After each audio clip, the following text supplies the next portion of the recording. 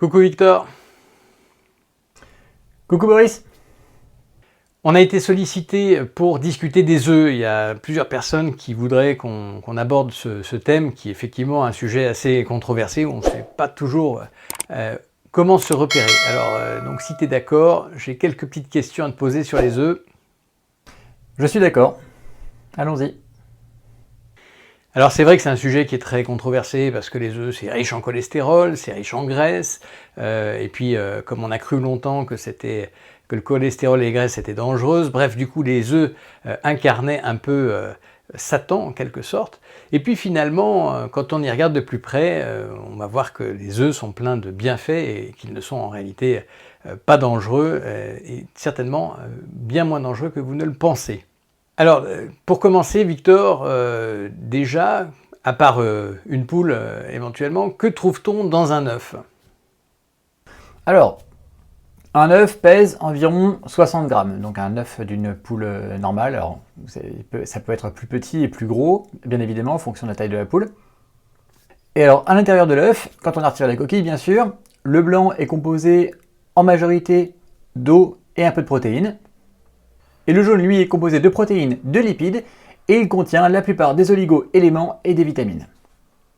La composition de 100 g d'œuf, on aura 75% d'eau, 12% de protéines, et 10% de graisse ou lipides, avec notamment des acides gras oméga 3 à longue chaîne, comme l'EPA et le DHA, et environ 300 mg de cholestérol. On aura aussi beaucoup de vitamines, comme la K2 et la B9, et des oligo-éléments, comme le sélénium et l'iode.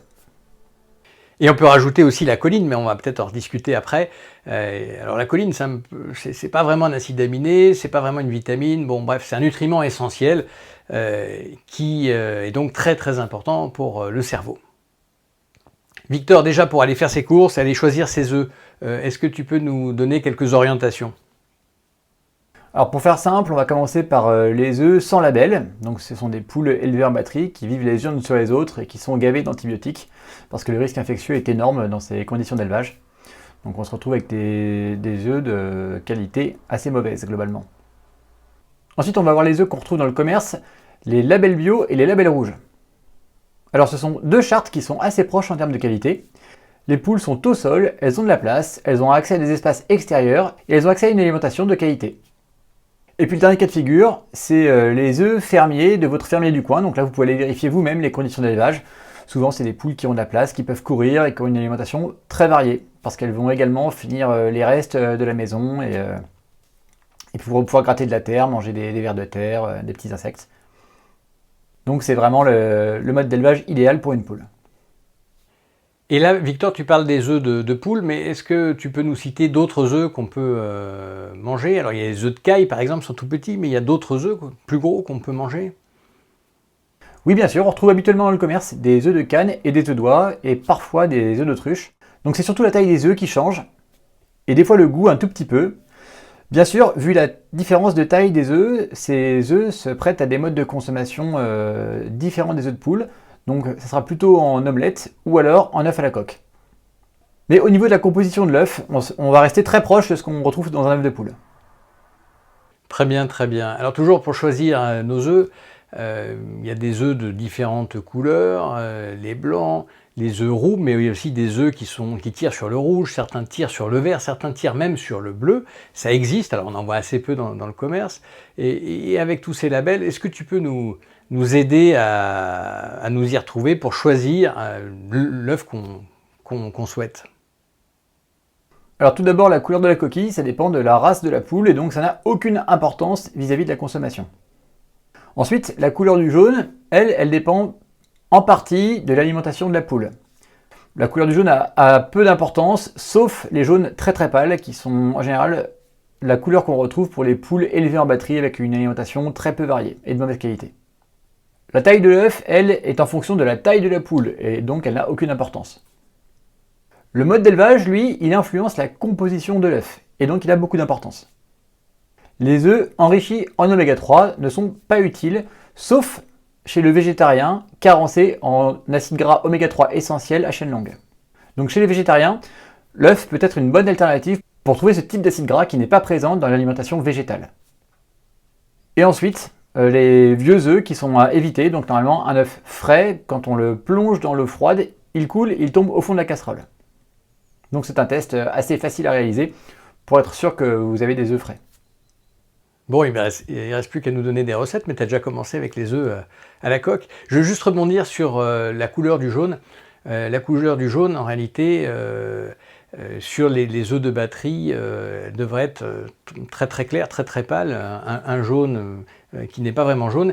Et en fait, ils trichent parce qu'ils ont le droit d'ajouter des colorants à base de lutéine ou autre, pour colorer ce jaune et le rendre un petit peu plus jaune, voire un petit peu plus orange, pour qu'il ressemble davantage à un œuf normal, hein, de poule élevée de façon normale. Voilà, donc du coup, effectivement, c'est devenu un critère qui n'est pas facile et pas fiable, sauf s'il est vraiment très pâle. Là, on a la preuve qu'il est de mauvaise qualité, mais sinon, comme ce genre de ce que nous on appelle triche, hein, est autorisé, alors dans ce cas-là, ça devient difficile de différencier sur la base de la couleur du jaune. Pour revenir à du pratico-pratique, souvent les patients ou les amis, les voisins nous demandent mais finalement combien d'œufs on peut manger au maximum, parce qu'il y a une époque où on disait oulala, pas plus de 2 œufs par jour, puis c'est devenu à 2 œufs par semaine, puis bientôt peut-être ce sera 2 œufs par an. Et du coup, est-ce qu'il y a une limite au nombre d'œufs qu'on peut manger par personne, par jour, par semaine? Bah non, en fait, il n'y a aucune limite sur le nombre d'œufs que l'on peut manger par jour ou par semaine. Alors, pour ma part, et toi Boris, je crois que c'est à peu près pareil. Moi, quand je mange des œufs, j'en mange entre 6 et 12 sur un repas. Et puis, ce type de repas composé d'œufs, c'est 1 à 2 fois par semaine. Donc, on va dire que je mange entre 12 et 24 œufs par semaine. Je tiens à préciser que ça représente pas mal d'œufs, mais je ne mange qu'une fois par jour. Pareil, en général, c'est one meal a day, un repas par jour, sauf exception. Et dans ce cas-là, c'est volontiers pour moi une douzaine d'œufs, ou peut-être un petit peu moins, ça dépend de la taille des œufs. Et s'il y a 2 repas par jour, bah, ça peut être 4, 5, 6 œufs, effectivement, selon la taille, sur l'un des repas. Et du coup, qui peut ou ne peut pas manger des œufs, Victor? Tout le monde peut manger des œufs. Même chez le bébé, à partir du moment où il commence l'alimentation solide, c'est-à-dire vers 6 mois, on peut tout à fait lui donner à manger des œufs. Alors, une petite particularité, l'allergie aux protéines de l'œuf, qu'on retrouve chez environ 2,5% des enfants. Alors, ce n'est pas une allergie mortelle, hein, contrairement à une allergie comme l'allergie à l'arachide. Et en général, c'est une allergie qui va disparaître au cours de la croissance. Finalement, on est plus dans l'intolérance que dans l'allergie, c'est ça, quelque part? Oui, c'est plus une intolérance. En fait, chez ces enfants, les protéines de l'œuf vont entraîner une sécrétion d'histamine qui peut un peu leur piquer la gorge, donner les yeux qui pleurent, les faire éternuer. Mais on ne va pas être vers une allergie qui va entraîner un œdème de Quincke ou un choc anaphylactique qui va devoir être hospitalisé en réanimation. On n'arrive jamais dans ce genre de cas de figure. Voilà, et aussi ces allergies aux protéines de l'œuf chez les enfants qui en sont touchés peuvent donner des diarrhées, des ballonnements et des douleurs pendant la digestion. Alors, petit focus pour les pratiquants du régime cétogène qui sont de plus en plus nombreux à nous solliciter, à nous regarder. Et c'est vrai que c'est important parce que dans une certaine mesure, on fait la promotion d'un régime cétogène avec pas mal de précautions néanmoins. Est-ce que l'œuf est compatible avec un régime alimentaire de type pauvre en sucre, riche en graisse, low carb high fat, donc de type cétogène? Oui, bien sûr, l'œuf est compatible avec un régime cétogène de type high fat, middle prot, low carb, et c'est même un aliment qui est excellent pour le régime cétogène. Venons-en aux risques des œufs. Quels sont les risques en pratique présentés par les œufs? Alors, pour ma part, le risque principal, c'est de casser la coquille avant d'être au-dessus de la poêle. Après, je dirais que sur les risques, on va dire un petit peu plus sérieux, on a en théorie un risque infectieux où l'œuf pourrait être contaminé par la salmonelle. C'est rarissime, moi j'en ai jamais vu dans ma carrière de médecin. Boris, je crois que toi non plus, j'en ai même jamais entendu parler. Mais bon, voilà, c'est un risque, on sait que ça existe, quoi. Très bien. Et a fortiori, si l'œuf est cuit, en plus le problème est réglé. La salmonelle, c'est une bactérie naturelle de l'intestin, hein. On en trouve chez l'homme, même chez des gens qui vont bien, on peut en trouver. C'est pas une bactérie qui est à 100% pathogène. Et puis il y a des infections à salmonelle, et c'est la plupart d'ailleurs qui passent tout à fait inaperçues, hein. Alors certaines peuvent poser d'autres problèmes chez des gens qui sont notamment immunodéprimés, etc. Chez éventuellement la femme enceinte. Bon, voilà, mais ça c'est des cas particuliers. Oui, puis c'est surtout si on mange l'œuf cru. La cuisson résout le problème. Bon, alors, pour terminer, quelles sont les vertus Sequoia Santé des œufs? Alors, les œufs combinent les vertus des aliments d'origine animale sans la phase abattage. Et donc ça devrait plaire à de nombreux végétariens ou véganes qui peuvent s'intéresser aux œufs. À savoir, les œufs contiennent de la choline, qui est un nutriment essentiel pour le cerveau, et donc qui n'est pas présent dans l'alimentation d'origine végétale. Et dont nous sommes très carencés aujourd'hui. Il y a beaucoup d'études qui montrent qu'on ne parle pas assez de la choline et on est très nombreux à être carencés en choline.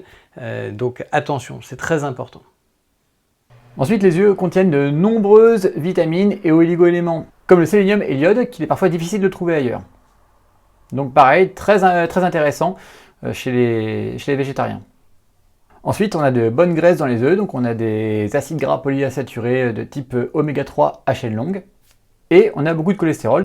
Et donc le cholestérol, c'est une molécule qui est très utilisée par l'organisme pour fabriquer les hormones stéroïdes et pour supporter le cerveau. À ce titre, je pense qu'on fera un podcast sur le cholestérol pour essayer de débrouiller quelques idées reçues.